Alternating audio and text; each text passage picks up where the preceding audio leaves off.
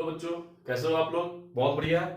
चलिए आज हम फिर से आप लोगों के पास एक नए वीडियो के साथ उपस्थित हुए हैं।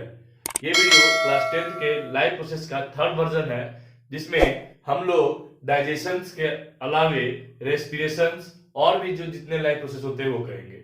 बच्चों, आप सभी को ये बता दे कि पिछले वीडियो में हम लोगों ने डाइजेशन इन स्टमक तक कंप्लीट किया था। उसको थोड़ा सा रिव्यू करते हुए कहां तक किए थे हम लोग? डाइजेशन इन स्टमक तक कंप्लीट किए थे। इसको थोड़ा सा रिव्यू करते हुए हम लोग फिर आगे बढ़ेंगे और डाइजेशन का पूरा प्रक्रिया जो कि स्मॉल इंटेस्टाइन में होता है, एब्जॉर्प्शंस देखेंगे, फिर इजेशंस देखेंगे जो कि लार्ज इंटेस्टाइन के द्वारा होता है। लार्ज इंटेस्टाइन में क्या एब्जॉर्ब होता है ना, बहुत इंपॉर्टेंट बात। सर लार्ज इंटेस्टाइन में तो कुछ एब्जॉर्ब होता नहीं है। बच्चों यहां देखेंगे, यहां भी फूड जो हम लोग लेते हैं, इंजेस्ट करते हैं, उसका कुछ हिस्सा एब्जॉर्ब होगा, वो हम लोग यहां देखेंगे। उससे पहले अगर वीडियो को आप लोग अभी तक लाइक नहीं किए हैं तो वीडियो को लाइक कर दे, सब्सक्राइब कर ले चैनल को और वीडियो को शेयर करना ना भूले। बच्चों देखेंगे, इसको रिव्यू करेंगे और बाद बाकी जितने भी प्रोसेसेस है वो करेंगे यहाँ पे। उससे पहले आपको ये भी बता दे कि वीडियो को अंत तक देखे बिना स्किप किए हुए, तब जाकर सारे लाइव प्रोसेसेस समझ में आएंगे। एक बात और, इस वीडियो में मैं आपको बहुत सारे इंपॉर्टेंट टॉपिक, अभी जो 2021 एग्जामिनेशन बोर्ड के जो मई में प्रपोज किया गया है, उस एग्जामिनेशन के रिगार्डिंग बहुत सारे वेरी इंपॉर्टेंट क्वेश्चंस की डिस्कशन भी करेंगे। साथ में हम लोग देखेंगे बच्चों कि डाइजेशन इन स्टमक में हम लोग स्ट्रक्चर को देखे थे और ये ऐसा स्ट्रक्चर प्रेजेंट था, हमारा स्टमक का प्रेजेंट है, जिसमें अंदर में म्यूकस और गैस्ट्रिक ग्लैंड का प्रेजेंस भी हम लोग देखे हुए थे। ठीक है, ये क्या है बच्चों? म्यूकस है।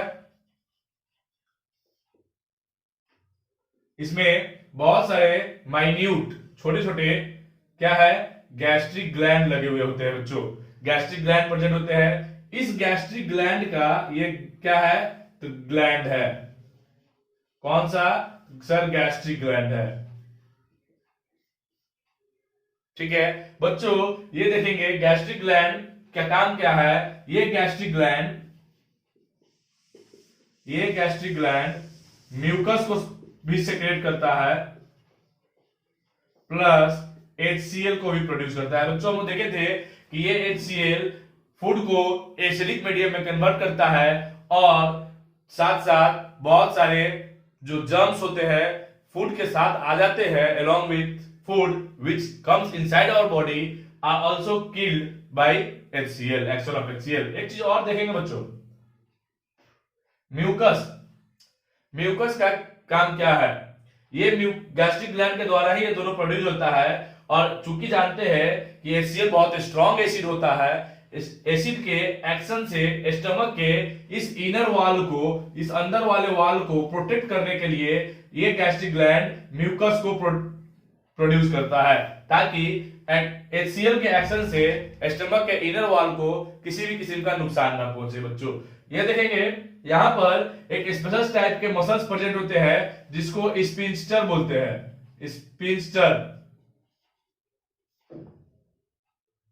स्पिंस्टर मसल्स बोलते हैं। मसल्स क्योंकि ये कार्डियक एरिया पे होता है प्रेजेंट, इसलिए कार्डियक स्पिंस्टर मसल्स बोलते हैं। और यहां पे भी सिमिलर टाइप्स के मसल्स प्रेजेंट होते हैं जिसको हम लोग पाइलोरिक मसल्स बोलते हैं, पाइलोरिक स्पिंस्टर मसल्स। बच्चों इसलिए क्योंकि ये पाइलोरिक रीजन में प्रेजेंट होता है। इतना देखे थे बच्चों। एक चीज याद रखिएगा कि गैस्ट्रिक ग्लैंड में जो म्यूकस और HCl को सेक्रेट कर दिया, गैस्ट्रिक ग्लैंड ने जो म्यूकस और HCl को सेक्रेट कर दिया, तो म्यूकस का काम तो प्रोटेक्शन का हो गया। HCl का काम सिर्फ एसिडिक मीडियम में बनाना ही नहीं होता है, यहां पर प्रोटीन भी समवॉट डाइजेस्ट होते हैं। प्रोटीन का डाइजेशन HCl के मदद से ही होता है। HCl के मदद से स्टमक में ही प्रोटीन डाइजेस्ट होते हैं। ठीक है बच्चों, प्रोटीन। अब देखेंगे आगे क्या। सर स्टमक का जो हम लोग देख लिए बच्चों, इतना तक हम लोग पिछले क्लास में, पिछले वीडियो में कवर किए थे, जो जिसकी लिंक हम आपको इसके आई बटन में ऊपर जरूर दे देंगे, और डिस्क्रिप्शन में भी इसके दोनों वीडियो पार्ट 1 और पार्ट 2 का लिंक अवश्य मिलेगा आपको। अब देखेंगे बच्चों, इसके आगे करते हैं हम लोग।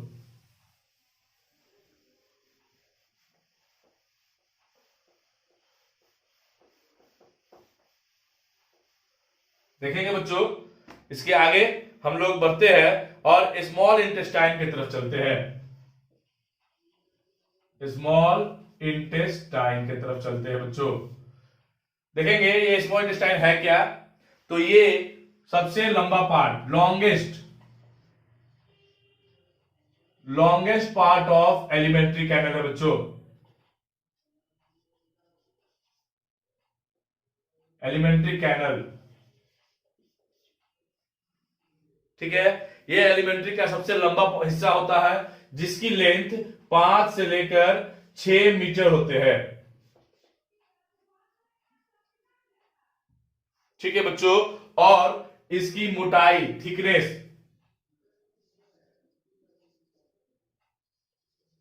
थिकनेस कितने होते हैं बच्चों, तो देखेंगे ये लगभग 1 से 1.5 मिलीमीटर होते हैं। ये ध्यान में रखिएगा हमेशा। दूसरा क्या, ये स्मॉल इंटेस्टाइन जो है, जिस तरीके से स्टमक डिफरेंट पार्ट्स में डिवाइडेड था, कार्डियक, फंडस, पाइलोरिक, बॉडी, ठीक है, उसी तरीके से स्मॉल इंटेस्टाइन भी डिफरेंट पार्ट्स में डिवाइडेड होते हैं। डिवाइडेड नहीं होते हैं बच्चों, उनके पोजीशन के आधार पे उनके अलग अलग पहचान है और नाम है। देखेंगे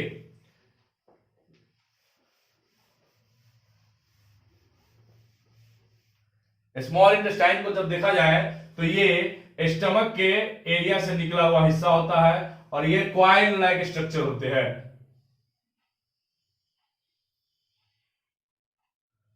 बच्चों यहां पे एग्जैक्ट क्वाइल तो नहीं बनाया जा सकता है, लेकिन फिर भी हम आपको कोशिश करेंगे अच्छे तरीके से समझाने का। इस तरीके से क्वाइल स्ट्रक्चर में प्रेजेंट होता है स्मॉल इंटेस्टाइन, और ये फर्दर यहां पे इस एरिया से लार्ज इंटेस्टाइन में एंड होता है, और ये स्टमक का हिस्सा था। बच्चों देखेंगे इधर से, यहां से स्टमक है और यहां से ये लार्ज इंटेस्टाइन है। तो ये बच्चों, ये जो बीच का क्वाइल स्ट्रक्चर है, इसी को हम लोग स्मॉल इंटेस्टाइन बोलते हैं। ठीक है, यहां तक कोई दिक्कत नहीं, चलिए बहुत अच्छी बात। अब बच्चों देखेंगे कि इसमें सर कैसे कैसे एरिया को डिवाइड किया गया हुआ है, नाम इसका कैसे कैसे डिफरेंट है। तो देखेंगे जो हिस्सा आपको इरेज कर देते हैं, जो हिस्सा स्टमक के बाद ओपन होता है, यानी कि स्टमक जहां पे ओपन होता है, उस हिस्से को हम लोग ड्यूडेनम बोलते हैं। क्या बोलते हैं? ड्यूडेनम।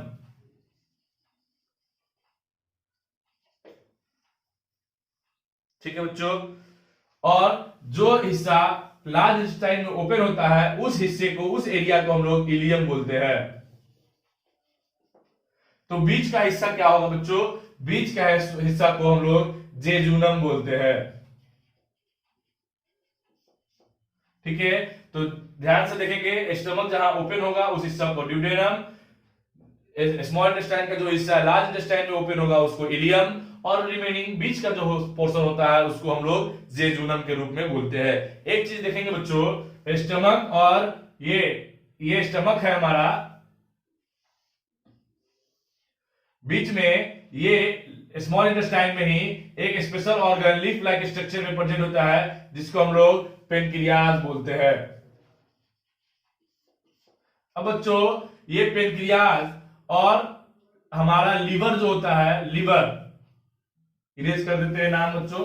वेरी गुड, अच्छे से समझाएंगे आपको, बहुत मजा आएगा समझने में। हमारा ये जो लीवर होता है, ये इस पे जो गैल ब्लडर होता है, इससे जो निकला होता है डक्ट, और ये गैल ब्लडर से जो डक्ट आ रहा होता है, ये और ये पेनक्रियाज अंदर के हिस्से से एक जगह ओपन होते हैं, जिस स्ट्रक्चर को वहां पे एक कंबाइंड ट्यूब बनाता है। ये आपका लीवर का ट्यूब है, और ये आपका पेनक्रियाज का ट्यूब है जो कि ये स्मॉल इंटेस्टाइन में ओपन हो रहा है यहां से। तो इस हिस्से को हम लोग क्या बोलते हैं, हेपेटोपेनक्रियाटिक एम्पुला। क्या बोलते हैं बच्चों, हेपेटो पेनक्रियाटिक एम्पुला। ये बेंडिंग पार्ट सॉलिड स्ट्रक्चर जो कि स्मॉल इंटेस्टाइन में ड्यूडेनम और लीवर के ट्यूब को ओपन करता है।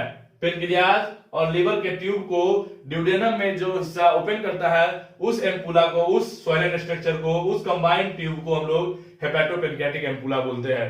बच्चों यहां देखेंगे स्मॉल इंटेस्टाइन में पेनक्रियाज भी अपना सिक्रेशन डाल रहा है, ठीक है। डाइजेशन के क्रम में देखेंगे पेनक्रियाज भी अपना सेक्रेशन को रिलीज किया, लीवर भी अपने सेक्रेशन को यहां पर रिलीज किया, ठीक है। और कुछ स्मॉल इंटेस्टाइन में जो अंदर में इनर ग्लैंड होते हैं, इंटेस्टाइनल ग्लैंड, वो भी इसमें सेक्रेट करता है। कंफ्यूज नहीं होंगे, यहाँ पे स्मॉल इंटेस्टाइन में कहां कहां से सेक्रेशन आ रहा है, तो secretion from the liver, secretion from the pancreas, as well as its intestinal gland also secrete some of the enzyme, digestive enzyme, ठीक है बच्चों। अब यहां देखेंगे क्या देखना है सर, तो थोड़ा सा इसको हम इरेज करते हैं बच्चों। यहां तक कोई दिक्कत है तो आप कमेंट करके बताइए, अगर नहीं तो बहुत अच्छी बात है, इसको हम लोग इरेज करते हैं। और अब देखेंगे बच्चों हम लोग यहां पर कि कौन सा एंजाइम, कौन सा जूस आकर क्या डाइजेस्ट करके चला जाता है, ठीक है बच्चों। वीडियो पूरा ओरिजिनल है, इसमें कहीं पे भी कोई एडिटिंग नहीं किया गया हुआ है, इसलिए बच्चों ये सारा चीज आपके लिए यहां पर बनाया जा रहा है। आप इसको अच्छे से ध्यान से पढ़े और बोर्ड में पेपर फाड़ के आए, फाड़ने का मतलब लिख के आए। चलिए ठीक है, देखेंगे क्या है कि यहां पे बाइल, लीवर से जो है, ये हमारा लीवर जो है, ये लीवर ये क्या प्रोड्यूस करता है, बाइल जूस, बाइल जूस।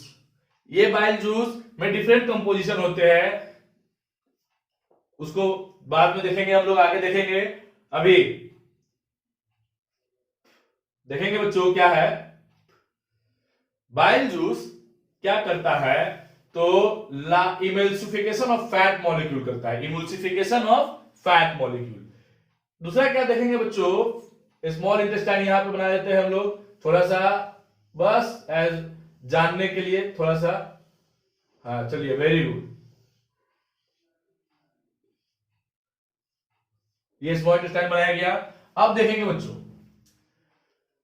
यहां पर लीफ लाइक स्ट्रक्चर पेनक्रियाज भी है। अब यहां पे क्या क्या हो रहा है ये ध्यान से देखिए। क्या होगा, पहला, जैसे ही बाइल जूस,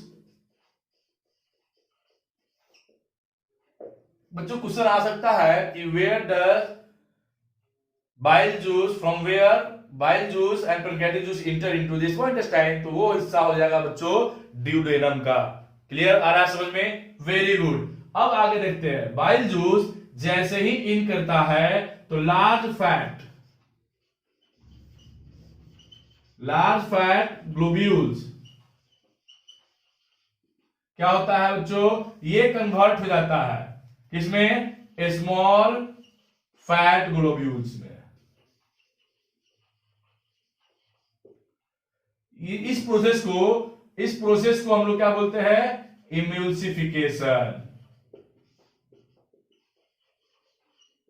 आ रहा है समझ में, इम्यूल्सिफिकेशन। इम्यूल्सिफिकेशन क्वेश्चन आ सकता है 1 मार्क्स के लिए कि व्हाट इज इम्यूल्सिफिकेशन, तो the process by which large fat globules converted into small fat globules by the action of bile juice is called emulsification of fat. इसमें क्या होता है, बड़े बड़े फैट के मॉलिक्यूल को ये छोटे छोटे फैट के मॉलिक्यूल में कन्वर्ट कर देता है, ताकि जो फैट डाइजेस्टिव एंजाइम लाइपेज है उसको एक्शन करने में, उसको इस पे एक्ट करके अच्छे से डाइजेस्ट करने में वो सरफेस एरिया इसका बढ़ जाता है और वो अच्छे से इसको डाइजेस्ट कर पाता है।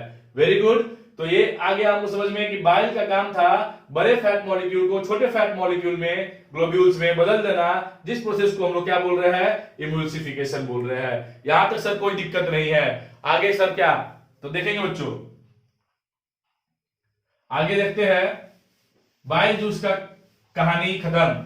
अब आगे हम लोग आगे बढ़ते हैं बाइल जूस के अलावे दूसरा क्या सर, दूसरा क्या तो देखेंगे यहां पे ट्रैप्सिन और क्या है लाइपेज। इसकी क्या होती है प्रोसेस, इसकी कैसे फंक्शन होती है ये देखेंगे बच्चों कि पेनक्रियाटिक जूस, ये तो क्या था हेपेटिक जूस था यानी कि हेपेटिक जो है हेपेटिक, ये इसका मतलब होता है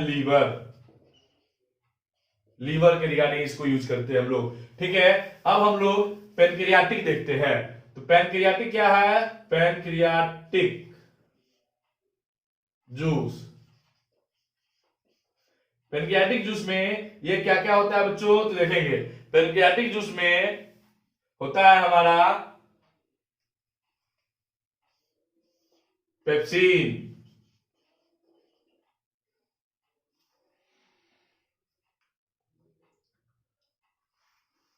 सीधा जनरली देखते हैं बच्चों, छोड़ दीजिए इसको भी। पेप्सिन का काम हम लोग, पेप्सिन स्टमक में आके फैट प्रोटीन को डाइजेस्ट कर दिया था, लेकिन किस चीज में, स्टमक में पेप्सिन जो था कहां था, स्टमक में था,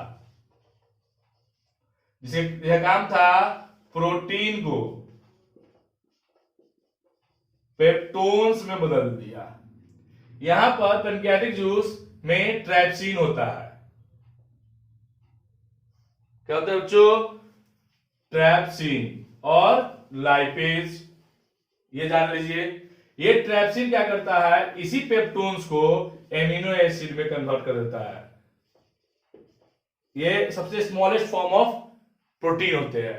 ठीक है, तो ट्रैप्सिन का काम है कि स्टमक में जो प्रोटीन सेमी डाइजेस्टेड प्रोटीन था, स्टमक से जब निकलकर ड्यूडेनम में इन करता है, और जैसे ही पेनक्रियाटिक जूस उसके ऊपर, पेनक्रियाटिक जूस में जो ट्रैप्सिन है उस पेप्टोन्स के ऊपर जैसे ही एक्ट करता है तो वो क्या एमिनो एसिड में कन्वर्ट हो जाता है, और ये फर्दर एब्जॉर्ब होते हैं बॉडी में। ठीक है, ये फॉर्म एब्जॉर्ब नहीं होंगे दोनों। अब क्या सर, तो लाइपेज का काम क्या था बच्चों, ये देखेंगे कि यहां पर स्मॉल फैट ग्लोब्यूल जो था ना बच्चों, इसको कन्वर्ट कर दिया लाइपेज किस चीज में, तो इसको यहां पे कन्वर्ट कर रहा है ये फैटी एसिड में, और क्या सर, फैटी एसिड और ग्लिसरॉल में कन्वर्ट करता है। अब ये भी ऑब्जर्व होते हैं, ये ऑब्जर्व नहीं होते हैं। तो लीवर से जो बाइल जूस आया था वो बड़े को छोटे में कन्वर्ट किया था, छोटे को फर्दर एब्जॉर्बेबल फॉर्म में लाइपेज जो पेनक्रियाटिक जूस था ये कन्वर्ट कर रहा है। तो सर आप बोल रहे हैं कि इंटेस्टाइन में भी ग्लैंड है, तो ये ग्लैंड कुछ एंजाइम्स जैसे कि पेनक्रियाटिक अमाइलेज, यानी कि जो शुगर का फॉर्म, जो कार्बोहाइड्रेट शुगर का फॉर्म स्टमक से निकलकर बचा फर्दर डाइजेशन के लिए बचा हुआ है, वो इस स्मॉल इंटेस्टाइन में इंटेस्टाइनल जूस की मदद से क्या है, और पेनक्रियाटिक इंटेस्टाइनल जूस में भी अमाइलेज होते हैं, पेनक्रियाटिक जूस में भी अमाइलेज होते हैं। ये सब उस फैट मॉलिक्यूल को, अमाइलेज को, वो अमाइलेज का काम हम लोग माउथ में पढ़ चुके थे कि ये स्टार्च को सिंपल शुगर माल्टोज में कन्वर्ट करता है, उसी तरीके से फर्दर ये स्टार्च को शुगर के सिंपल शुगर में कन्वर्ट करने का काम करता है। कौन कौन सा, intestinal juice amylase, pancreatic juice में ट्रैप्सिन और लाइपेज के अलावा अमाइलेज भी होता है, वो ये सब मिलकर फर्दर डाइजेशन को कंप्लीट करते हैं। तो बच्चों इतना डाइजेशन, यानी कि प्रोटीन का डाइजेशन हमारा हो गया, फैट्स का डाइजेशन हो गया, कार्बोहाइड्रेट का डाइजेशन हो गया। कार्बोहाइड्रेट का डाइजेशन पढ़े ना बच्चों हम लोग, कहां कहां सर, पहला था माउथ सर, दूसरा था कहां था, दूसरा है सर इंटेस्टाइन, ये हो गया सर, और वो भी स्मॉल वाला, बड़ा वाला नहीं सर। तो इतना हम लोग देख लिए, क्या क्या देखे, प्रोटीन देखे, कार्बोहाइड्रेट देखे, और फैट को यहां पे हम लोग फर्दर डाइजेस्ट कर लिए बॉडी के एब्जॉर्ब करने के लिए। चलिए ठीक है, तो सर आगे बताइए सर। बहुत अच्छी बात है बच्चों, यहां तक आने के बाद आपके स्टैंडर्ड के अनुसार डाइजेशन हमारा कंप्लीट हो रहा है। यानी कि सर क्वेश्चन आएगा बच्चों, क्वेश्चन आएगा कि where does digestion completed in alimentary canal, alimentary canal में डाइजेशन कहां पे कंप्लीट होता है, तो हमारा हमेशा आंसर होगा स्मॉल इंटेस्टाइन में ही कंप्लीट होता है बच्चों। लार्ज इंटेस्टाइन में जाने की जरूरत नहीं है डाइजेशन के लिए। लार्ज इंटेस्टाइन में वाटर का एब्जॉर्प्शन होगा, स्मॉल इंटेस्टाइन में ये सारे एमिनो एसिड का, ये सारे फैटी एसिड ग्लिसरॉल का, ठीक है, ये सारे शुगर का, इस सब का एब्जॉर्प्शन होगा। तो स्मॉल इंटेस्टाइन में डाइजेशन कंप्लीट होता है, माउथ से डाइजेशन चालू होता है, ऑसोफेगस में कोई डाइजेशन नहीं, फर्दर डाइजेशन स्टमक में, और स्मॉल इंटेस्टाइन में आके कंप्लीट हो जाता है डाइजेशन। कंफ्यूज नहीं होना है बच्चों हमेशा, ठीक है। ये क्वेश्चन पूछता है कि what type of digestion occur in small intestine. मैं बार बार बता रहा हूं कि वीडियो को अंत तक देखें। इस पूरे वीडियो में हम लोग बहुत सारे इंपॉर्टेंट क्वेश्चंस जो कि बोर्ड में पूछे जाते हैं और जो कि अपकमिंग बोर्ड एग्जामिनेशन के लिए भी इंपॉर्टेंट है, उसके लिए भी देखेंगे कि क्वेश्चन पूछेगा, क्वेश्चन कैसे टाइप का रहेगा। तो what types of digestions occur in small intestine, तो आपको ये सारे स्मॉल इंटेस्टाइन का डाइजेशन देना होगा। Peptones converted into amino acid by trypsin, lipase का ये चार्ट बना दीजिएगा, आपको अच्छे से मार्क्स मिलेगा बच्चों। चलिए ठीक है, आगे बढ़ते हैं हम लोग। डाइजेशन को यहां कंप्लीट करते हुए सर अब डाइजेशन हो गया हमारा, तो क्या हो गया, न्यूट्रिशन हो गया सर, डाइजेशन हो गया, अब बच गया सर एब्जॉर्प्शन। एब्जॉर्प्शन कैसे होंगे वो देखिए। तो बच्चों घबराइए मत, हम उसकी तरफ भी चलते हैं। चलिए यहां देखते हैं। एब्जॉर्प्शन के लिए हमारे बॉडी के स्मॉल इंटेस्टाइन में जब डाइजेशन कंप्लीट होता है ना, उसके बाद तुरंत आफ्टर, जस्ट आफ्टर, ठीक है ना, ज्यादा टेंशन और प्रेशर लेने की जरूरत नहीं है। अभी भी आपके पास अच्छे से पूरा समय है, एक एक चैप्टर को लेके अभी भी चलिएगा तो आप अच्छे से सारा कवर कर पाइएगा। बच्चों देखेंगे कि एब्जॉर्प्शंस कैसे होते हैं। तो ये अगर हमारा स्मॉल इंटेस्टाइन है तो इसके अंदर बहुत सारा हेयर लाइक स्ट्रक्चर प्रेजेंट है, ठीक है, फिंगर लाइक स्ट्रक्चर भी बोल सकते हैं इसको, दोनों साइड में। इसकी जो डिटेल देखेंगे ना इसको बच्चों, तो ये क्या होता है, ये आपका स्मॉल इंटेस्टाइन का लाइनिंग है और इसके ऊपर में ऐसा फिंगर लाइक प्रोजेक्शन होता है प्रेजेंट, इसका डिटेल स्ट्रक्चर है बच्चों, ठीक है। इसके अंदर बहुत सारे ब्लड वेजल्स होते हैं और ये ब्लड वेजल्स में ब्लड फ्लोइंग होते हैं, ठीक है। अब क्या होता है कि ये सरफेस एरिया प्रोवाइड करता है फूड को एब्जॉर्ब करने के लिए। जब फूड डाइजेस्ट हो जाता है ना बच्चों, फूड डाइजेस्ट हो जाता है और सिंपल सब्सटेंस में कन्वर्ट हो जाता है, तब जब वो इस तरफ से इस स्मॉल इंटेस्टाइन के अंदर से जब पास कर रहा होता है ना, तो ये जो है विली हमारा, इसका नाम है विली, VILLI, विली।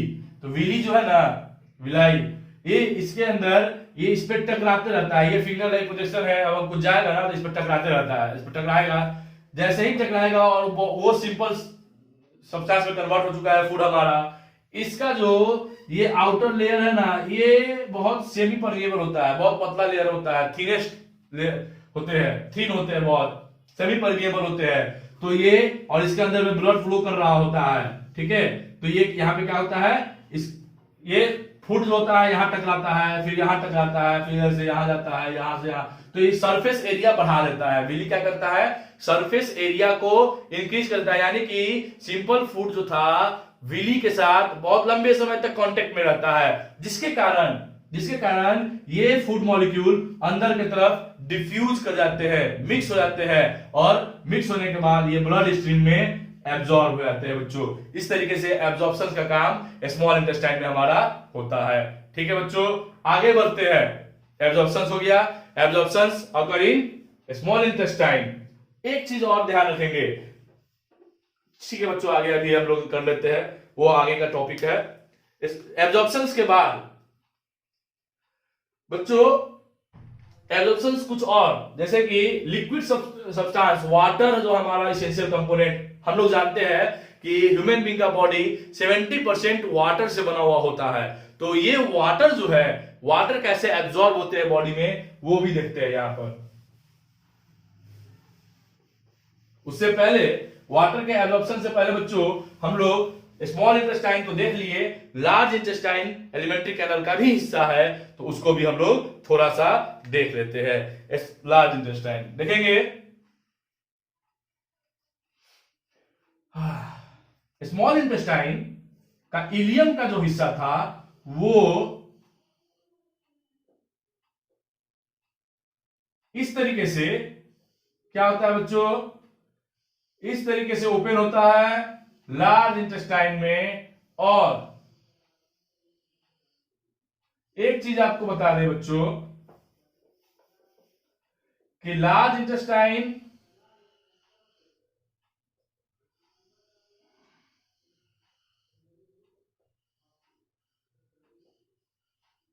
हाँ, ये आपका स्ट्रक्चर हो गया लार्ज इंटेस्टाइन का। स्मॉल इंटेस्टाइन की तुलना में लार्ज इंटेस्टाइन मोटा होता है बच्चों, याद रखेंगे ये क्या कि मोटा होता है।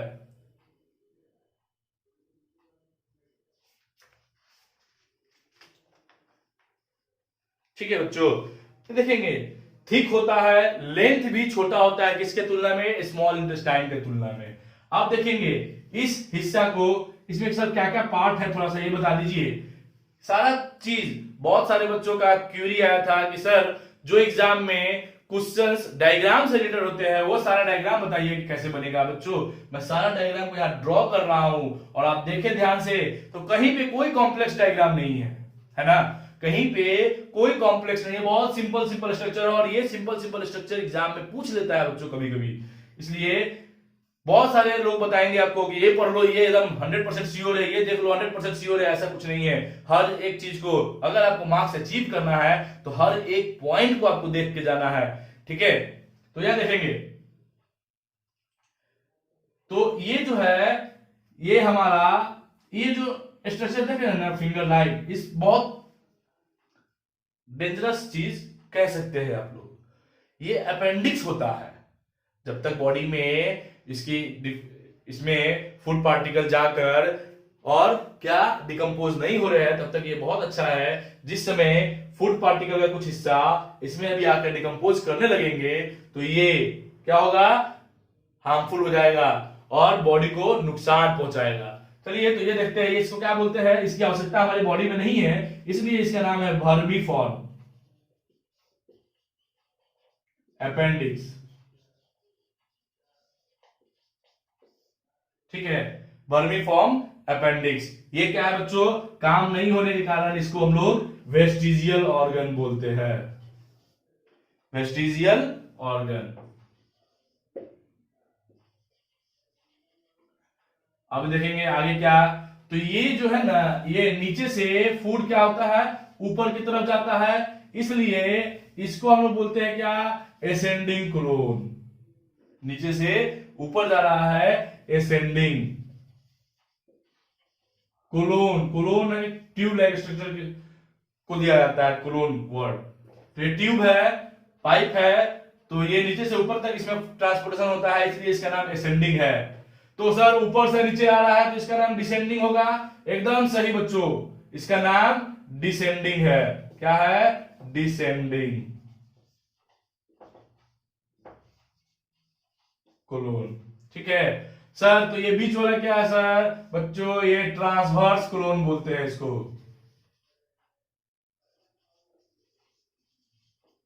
Transverse colon. आ रहा है समझ में सर? और कुछ बताइए। तो ये इसको बोलते हैं सिग्मोइड कोलोन, इसको बोलते हैं रेक्टम, और इसको बोलते हैं एनस। एनस पे भी ना बच्चों ठीक उसी तरीके से एक स्पेशल टाइप के मसल्स प्रेजेंट होते हैं जिसको हम लोग स्पिंस्टर मसल्स बोलते हैं।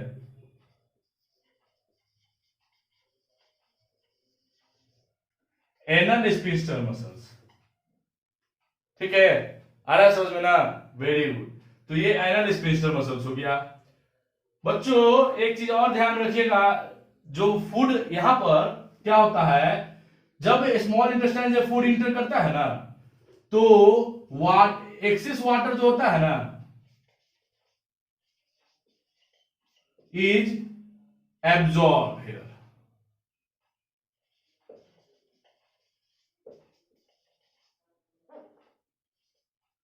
एक्सेस वाटर जो होता है ना फूड में, वो लार्ज इंटेस्टाइन में क्या होता है, एब्जॉर्ब होता है। यहां भी हम बताए थे कि एब्जॉर्प्शन का काम हो रहा है।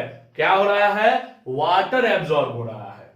सर ये नीचे से फूड ऊपर जाने के लिए तो ग्रेविटी के अगेंस्ट कुछ फिजिक्स भी लगा दिए बच्चों, काम हो रहा है। ये कैसे होता है कि बच्चों इसमें भी वो पेरिस्टाल्टिक मूवमेंट देखे थे ना, ऐसे जिगजैग वाला, ठीक इसी तरीके का मूवमेंट होता है। लेकिन इसके साथ साथ इसको सपोर्ट करने के लिए यहां पर एक स्पेशल टाइप के मसल्स होते हैं, लॉन्गिट्यूडिनल मसल्स, लॉन्गिट्यूडिनल मसल्स बोलते हैं।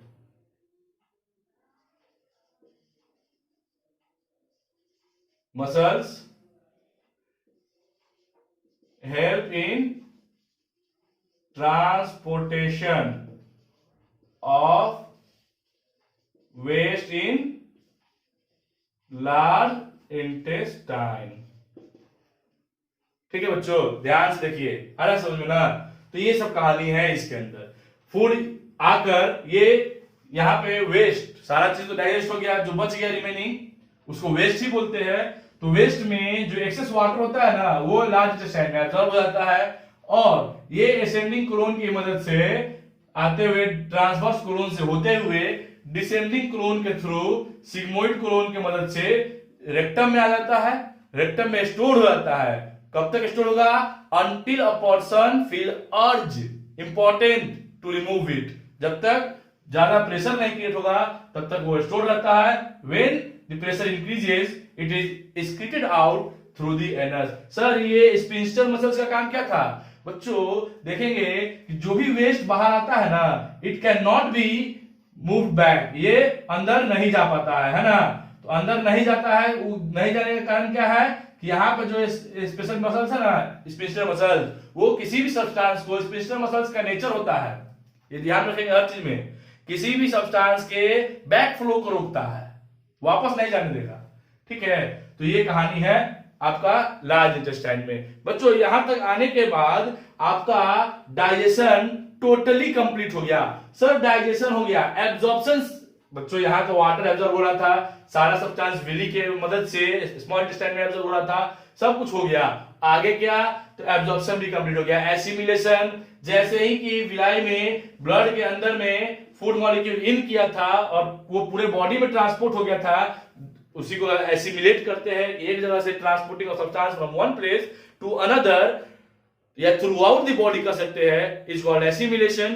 तो अब क्या है सर, जो वेस्ट हो गया ना, यहाँ पे जो वेस्ट हो गया स्टोर्ड रेक्टम में आकर, वो वेस्ट जब एनस की मदद से बाहर रिमूव हो जाता है, that process is regarded as egestion. अरे समझ में बच्चों, वेरी गुड। आई होप आप लोग बहुत अच्छे से न्यूट्रिशन के पूरे एस्पेक्ट को अच्छे से समझ गए। न्यूट्रिशन में ऑटोट्रॉपिक समझ गए, हेटरोट्रॉपिक समझ गए, हेटरोट्रॉपिक का डिफरेंट एस्पेक्ट समझे, उसमें होलोजोइक न्यूट्रिशन का 5 स्टेप्स समझ लिए हम लोग, और 5 स्टेप में लास्ट इजेशन तक हम लोग कर लिए। वेरी गुड बच्चों, अब इसको हम लोग कर देते हैं इरेज और बढ़ते हैं नेक्स्ट टॉपिक की तरफ। वेरी गुड, नेक्स्ट टॉपिक हमारा न्यूट्रिशन कंप्लीट हो जाने के केस में चालू क्या होगा, न्यूट्रिशन कंप्लीट हो जाने के केस में हम लोग का नेक्स्ट टॉपिक जो होगा बच्चों, वो नेक्स्ट टॉपिक रेस्पिरेशन होगा। रेस्पिरेशन क्या होगा, रेस्पिरेशन। Very good. अब रेस्पिरेशन होता क्या है, ये आप सब जल्दी से जल्दी, जितनी जल्दी हो सके कमेंट बॉक्स में कमेंट करके बताएं।